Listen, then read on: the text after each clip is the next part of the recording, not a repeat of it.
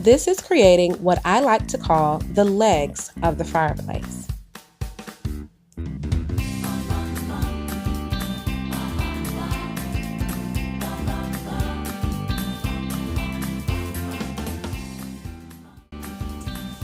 After flipping that piece over, drill pre-holes as to not split the wood. Then hammer in finishing nails. You may use a nail gun for this process.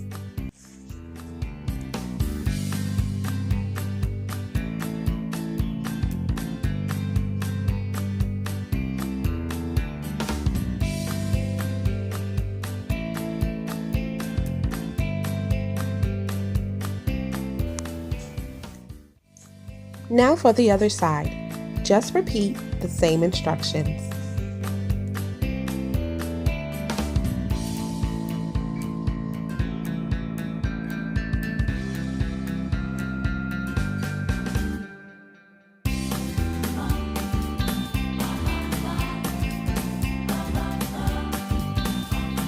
Repeat this process twice to have 2 legs.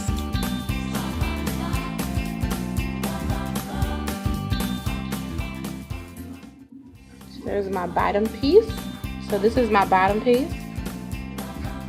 Here are my 2 side pieces. I'm going to put those on the same way that I did these.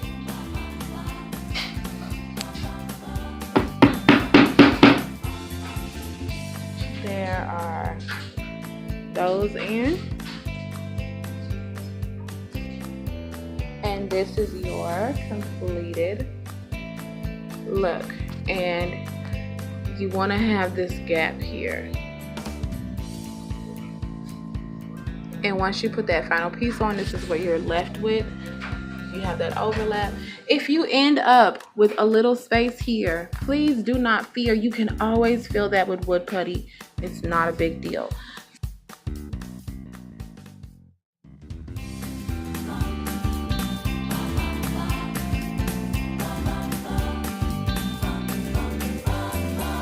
And now it's time for trim.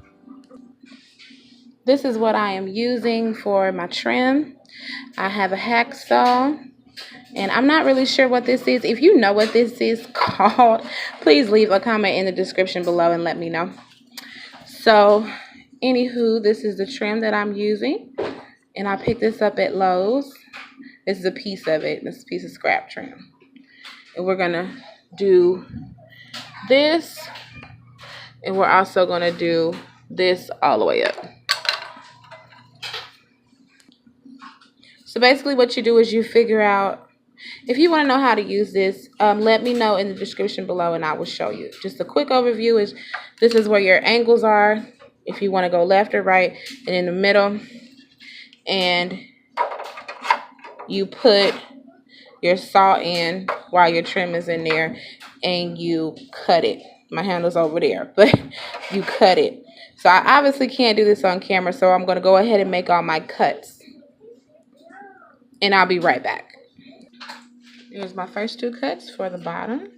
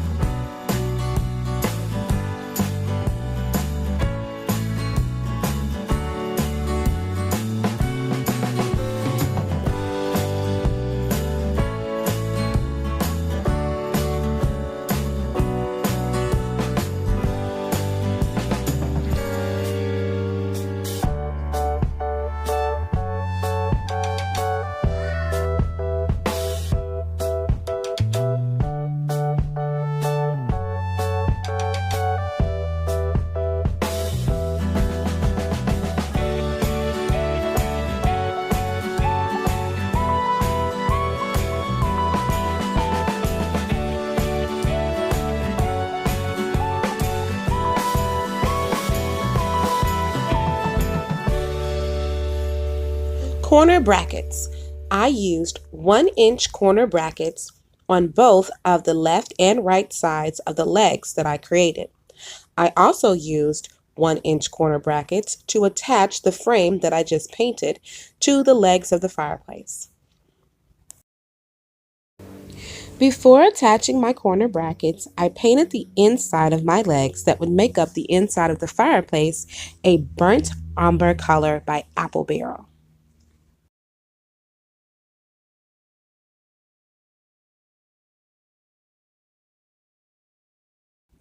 Then after attaching the 1-inch brackets, it was time to attach the frame.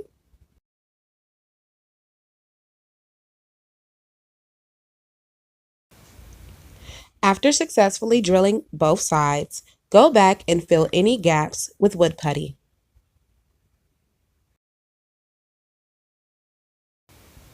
This is what it should look like thus far.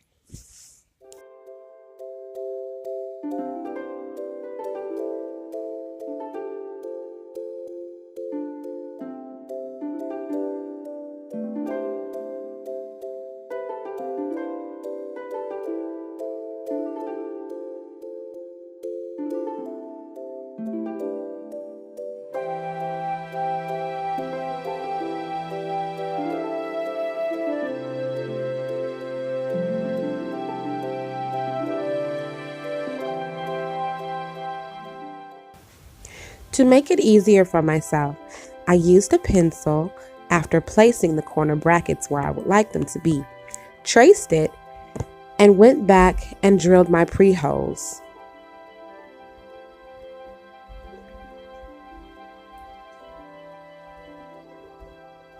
Then drilling the screws in place, flipping it over and doing the same thing.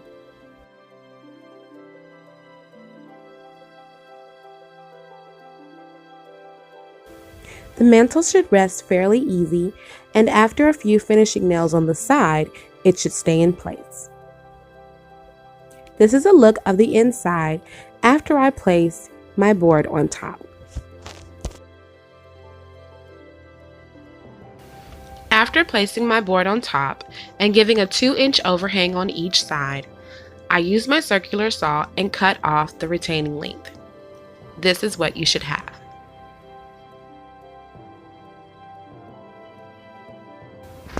Then give the side you cut a quick sand to smooth off any rough edges.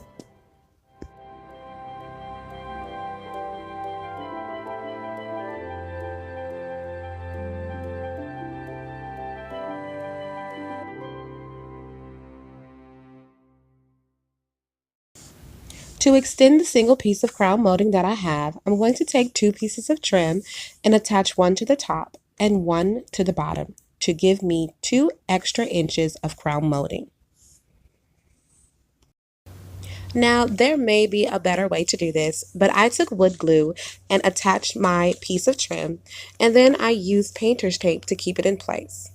After wiping the glue, I let it dry and then attached my other pieces of crown molding and trim.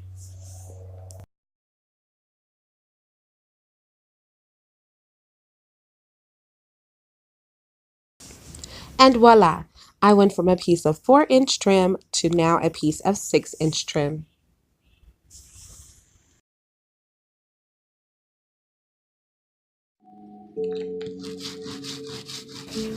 I painted the whole thing with the same elephant gray chalkboard paint. 2 coats should do it.